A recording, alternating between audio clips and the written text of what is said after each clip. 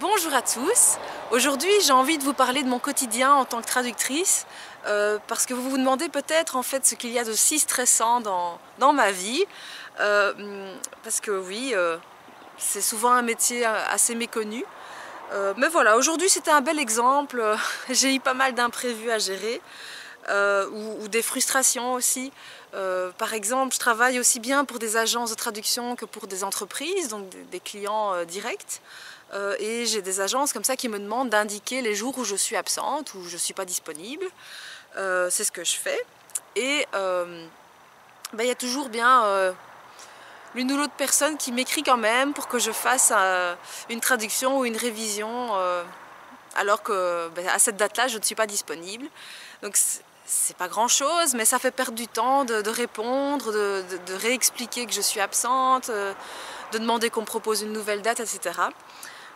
Et sinon, par exemple ce matin aussi quand j'ai ouvert ma messagerie, déjà première chose, j'avais 110 mails à traiter dès le matin, comme ça, 110 mails qui avaient été envoyés durant mon jour de congé, donc ce mercredi. Ça veut dire que quand on commence, il faut déjà traiter tout ça avant de s'attaquer au reste. Et puis j'ai eu deux grands bouleversements. Le premier, ça concernait un gros projet pour les États-Unis, un projet qui est tellement volumineux qu'il est divisé en 13 sous-projets, et déjà aussi chaque sous-projet est bien volumineux. Et alors aujourd'hui, en fait, le client s'est rendu compte qu'il avait besoin de cette traduction plus tôt. Du coup, toutes les dates ont changé pour les 13 sous-projets. Heureusement, j'ai une compensation financière, mais ça implique beaucoup de flexibilité, ça m'oblige à bousculer mon planning, à m'organiser autrement. C'est gérable, sinon j'aurais refusé, mais voilà, c'est pas agréable et c'est aussi une perte de temps de tout réorganiser. Ce que j'ai eu aussi, je vous disais, c'est que j'ai en fait relu des documents pour un magazine. J'étais chargée donc de corriger toutes les fautes avant qu'on publie le magazine. Et ce qui s'est passé, c'est qu'en fait mes personnes de contact étaient en Flandre et aux Pays-Bas.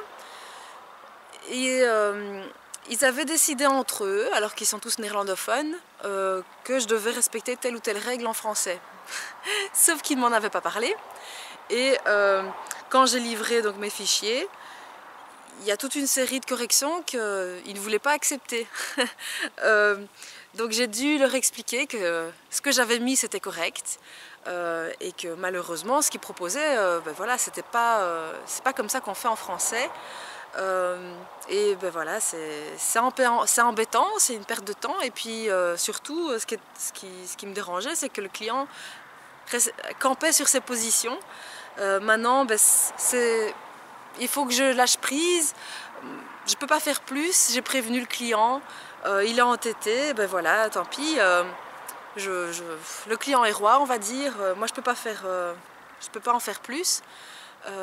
Et d'ailleurs, c'est quelque chose que je constate, c'est que j'ai une énorme conscience professionnelle, donc je me coupe toujours en quatre. Quand je vois des incohérences, des petits problèmes comme ça, je le signale à mon client. Il est toujours tout content, évidemment. Mais parfois, c'est vrai qu'il faut que j'arrive à mettre mes limites. Ici, ça a été. Par exemple, j'avais constaté que contrairement à ce que je pensais, on ne m'avait pas fait relire toutes les pages du magazine, ce qui est un petit peu dommage. Et en quelques secondes, j'avais remarqué que sur les pages que j'avais pas relues, il y avait des fautes. Et donc j'ai signalé ça et tout de suite évidemment le client, ah oui, finalement ce serait une bonne idée que tu relises tout. Oui, sauf que c'était pas prévu, donc c'est embêtant comme ça d'intercaler des choses parce que le client s'est mal organisé, n'a pas pensé à tout me confier. Et voilà, c'est quelque chose auquel je dois être attentive parce que ça m'est déjà arrivé par le passé. Bon, de manière générale, je me fais respecter, mais c'est vrai que parfois, il ne faut pas que ma conscience professionnelle aille trop loin. Chacun a sa part de responsabilité. Ce qui m'est déjà arrivé, par exemple, c'était un gros projet pour une agence. Et en fait, c'est une agence qui m'a... Enfin voilà, j'avais été recommandée par un traducteur. Et l'agence était vraiment mal organisée. En plus, elle avait fait appel à un mauvais traducteur. Donc j'ai signalé plusieurs fois que ça n'allait vraiment pas. Mais on comptait vraiment sur moi pour voilà, remettre le pot droit, quoi. Tout corriger. Et dans les délais aussi, ça n'allait pas. Il y avait vraiment des problèmes de communication. Enfin, et là, on comptait vraiment beaucoup trop sur moi pour rattraper les gaffes de tout le monde. Les gaffes du traducteur, les gaffes de l'agence qui étaient complètement... à l'ouest, point de vue planning. Et là, heureusement, j'avais réussi à mettre mes limites et c'est important que je continue à le faire. Donc voilà, c'est tout plein de petits exemples du quotidien. Et puis, il faut pouvoir gérer parfois des devis, comme aujourd'hui, on a eu un client actuel qui nous a recommandé à une autre entreprise. Et donc, c'est un devis à faire et puis un projet à lancer.